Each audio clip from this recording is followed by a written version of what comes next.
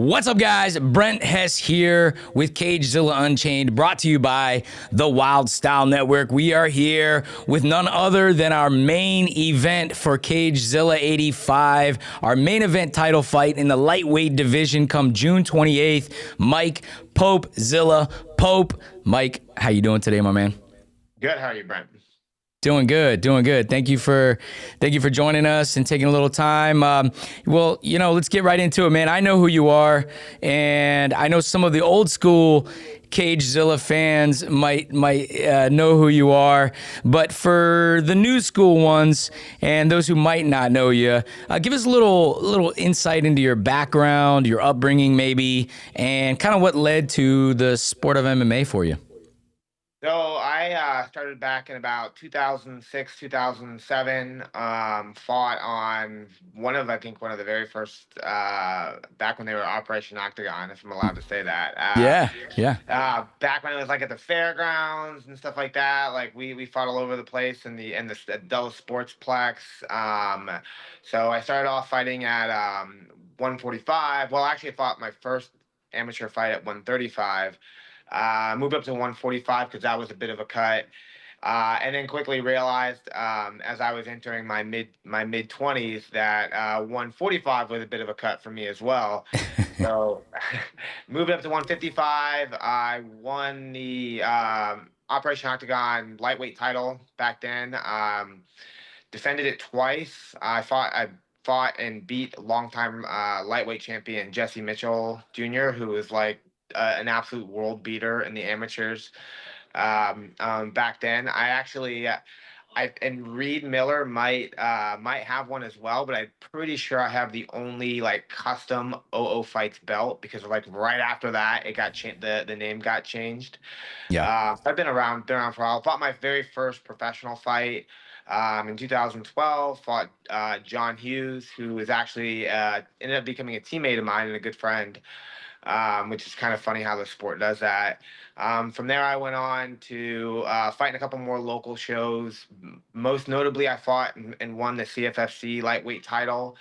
After that, I took a little bit of time off from fighting, did some military stuff for a little while, and now I'm back coaching at Disciple MMA, which is where I train full time. I'm the black belt there. I also run the fight team, and with a lot of help from good buddy of mine, Mike Pendlebury, we wrangle cats. So Man, no, that's awesome. And you've had quite the decorated career. And before we get to your upcoming fight, I always kind of like to see the roots that led to the tree and see some of your powerful influences that have impacted you, I guess, along your journey.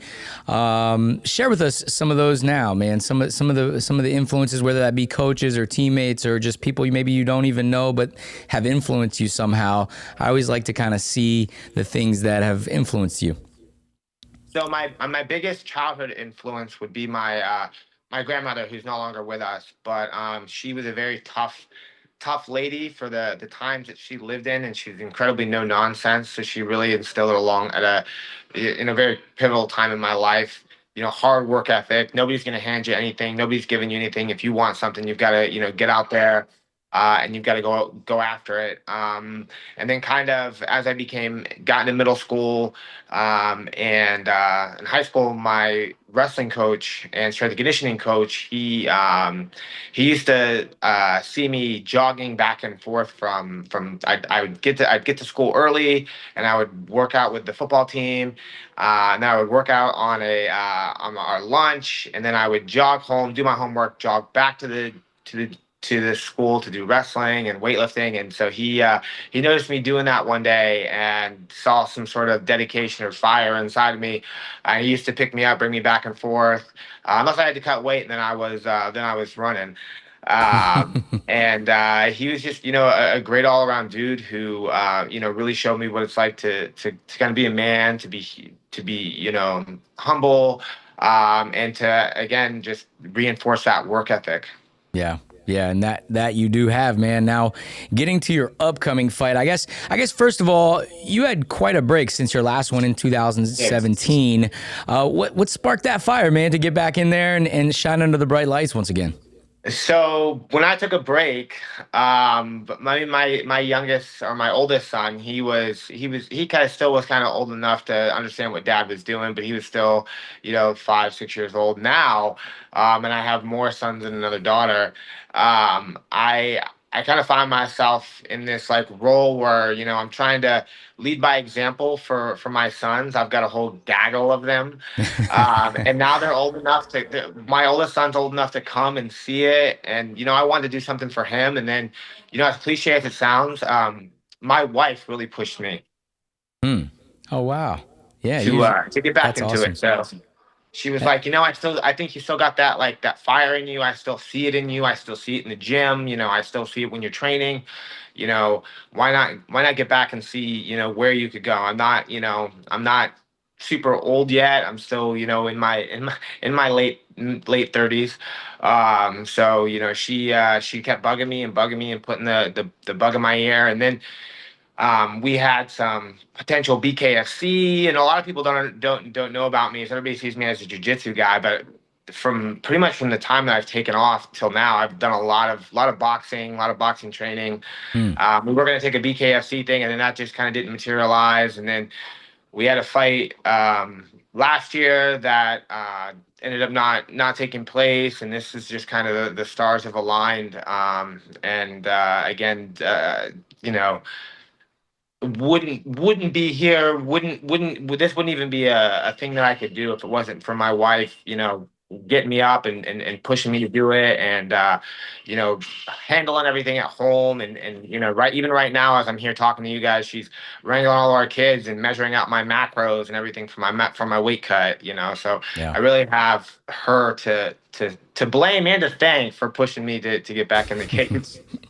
No, that's awesome. It sounds like you got an amazing family and a great support system, and that's something that you really need, and especially from your significant other to be able to support you and push you in the right direction. So, man, that's amazing. Now, moving into your main event title fight here, Cagezilla 85, June 28th, a spot that I think you definitely deserve. I mean, you fought for us back in 2009. We were talking about Operation Octagon 6, which, Cagezilla was formerly known as Operation Octagon. And so now for you to be here in this main event pro title slot, it must feel like some sort of full circle moment for you, huh? It does. It feels, that's what I've been telling everybody. This feels like, back to where it all began, which is, if I was going to start anywhere else, why not start where it all started for me? So, Right. it's an amazing feeling, and it's going to be a great moment. That's awesome, man. I'm excited to see you in there.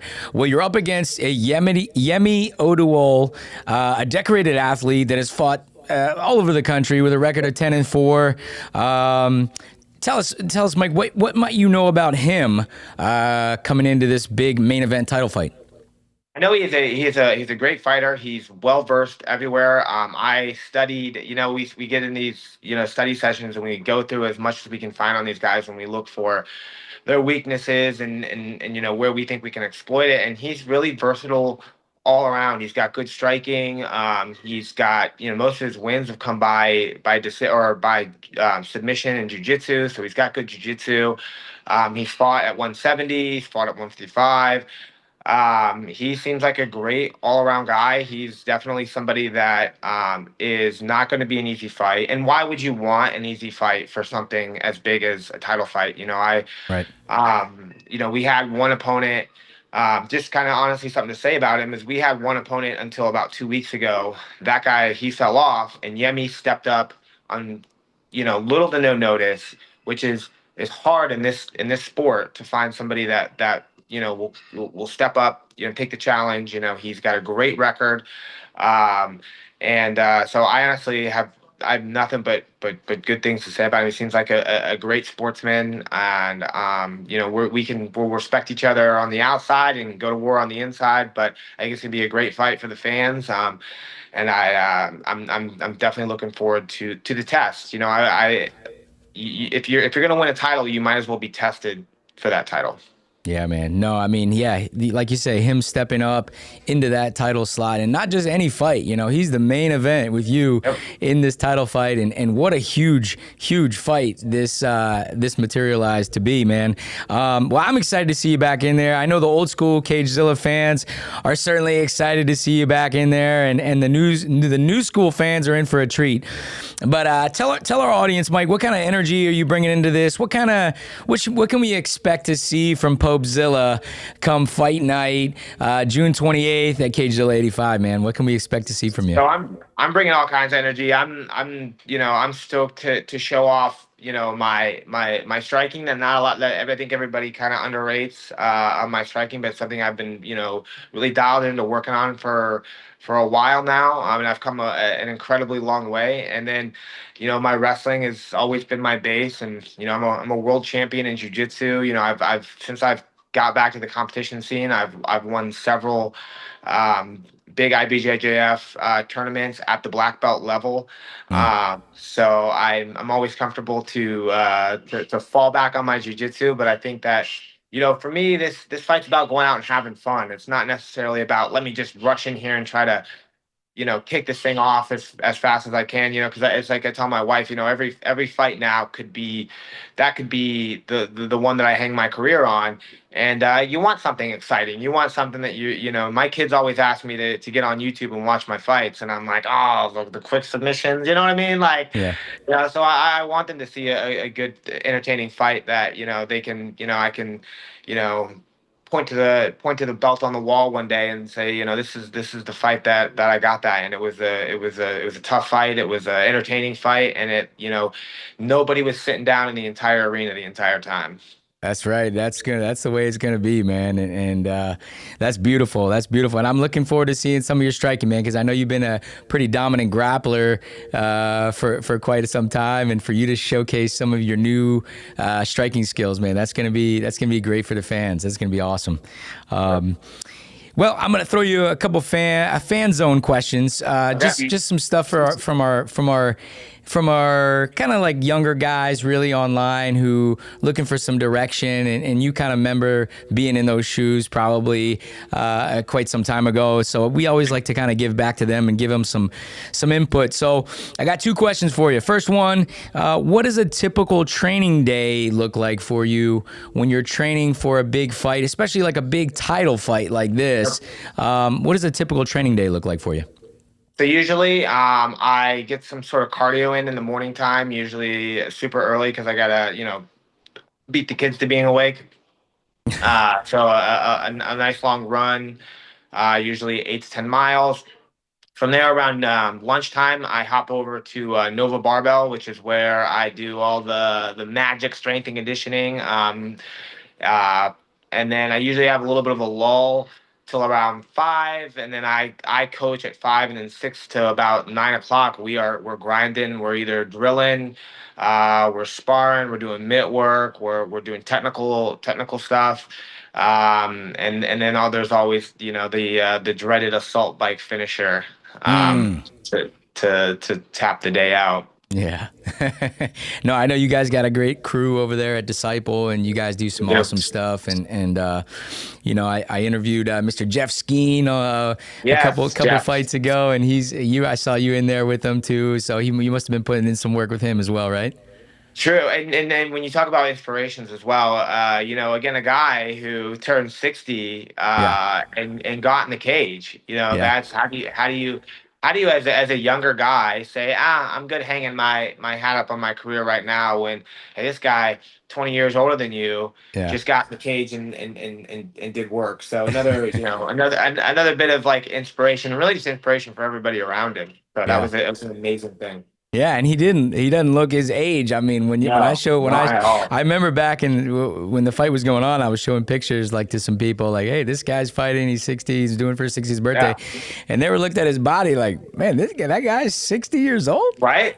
Yeah, he's been bodybuilding and doing that stuff his entire life. I told him leading up to the fight, I was like, Jeff, leave your shirt on in the promos, or we're not, or nobody's showing up to fight you. Leave your shirt on. Leave your shirt on. Yeah, that was good advice. And I guess moving into the second question, some more advice for the younger generation. What advice would you give to maybe a young guy who or a girl who's just starting their MMA journey and kind of dipping their feet in the water? They know they have interest in it, but they're not really sure any direction really. What kind of tidbits could you give them? So this is a sport where you have to go all in on. You have to be dedicated. You have to live that life. You can't, be training and going out and partying and doing crazy stuff that sometimes the social media likes to make, look fun. You've Yeah. gotta you've got to hone in because there's always somebody like this sport draws hungry individuals. It draws in people who, we talk about, the immigrant mentality, the people that come over from like Dagestan and from all these other places and Right. Spain and all sorts of different countries, and they're in there hungry. They don't care. They're in there. All they do is train, pray, and train some more. So you have to understand that when you get into a sport like this, those are going to be the top tier people that you're training to go against. So you really have to dedicate yourself to the sport. And maybe this might sound conflicting to what I just said, but also understand that there's balance. You can't do this without balance. You still have to, keep your support system, your friends, your family. You can't just shut them out and think that this is a one man show. This is not a one man show. This is, Yeah. this takes an entire village of people to get one person in the cage. Your training partners, your family. Everybody has to be on board with that goal, or you're gonna go in that cage lopsided and unbalanced. And I've done it before, so you got to work hard, but make sure that you've got your house in order as well. Yeah, no, great advice for the young generation because, like you say, the newer generation of MMA guys, they're coming in, they're hungry, they're Yes. skilled, they're not Yep. just one dimensional, Dimensional. Nope. and so it's definitely changed over the years, even since me and you started in Yes, MMA, absolutely. right?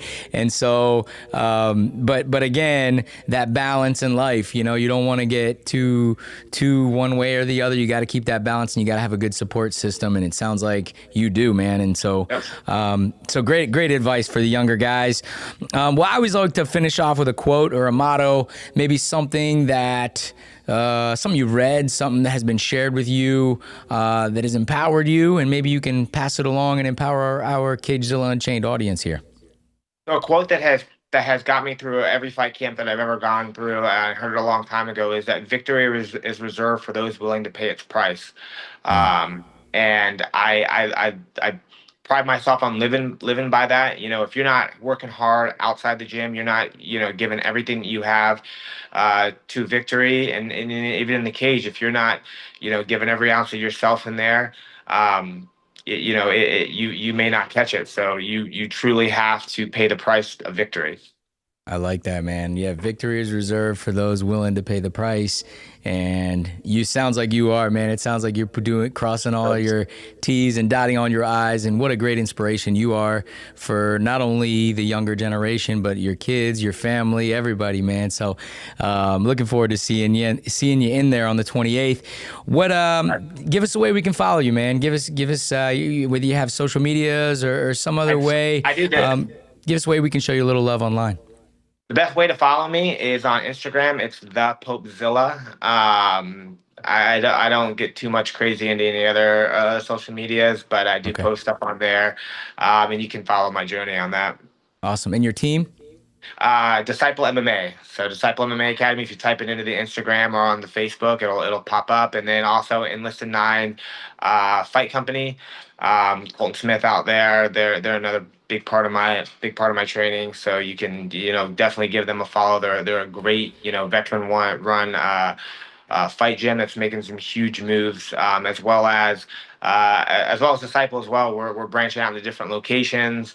We're gonna have a couple more schools in the North Carolina area opened up. So if you're listening to this from North Carolina, see if we've got one in your area. And we keep the best coaches, incredible staff, and we've got some incredible PT with Re-Envision. who is, keeping all of us healthy and, kept Jeff healthy enough to get in the cage too. So Yeah, no, he's doing some awesome things. Jeff Skeen is with Re-Envision, and you guys are doing some great things there with Disciple and Enlisted 9. I have great rapport with Colton Smith. I saw him at our last event. He's what a great guy he is. Well, man, I'm excited to see you in there. Thanks for taking a little time here today. I know you got tons of stuff going on between fighting and your family and everything. So thanks for taking a little time. I hope training and everything continues to go awesome for you. You stay healthy, which is the most important thing. And man, I'm really looking forward to seeing you, man. Thanks for taking some time. Thanks for having me, Brent. All right, guys. There you have it. Mike Popezilla Pope. Sorry, I didn't know if I messed that one up. Mike Popezilla Pope is going to be our lightweight title fight here coming up at Cagezilla 85, June 28th. Make sure you guys are picking up tickets at CagezillaTickets.com. You don't want to miss this one. This is a huge main event title fight here coming up on Saturday, June 28th. Until next time, much love and respect. We'll see you guys all very soon.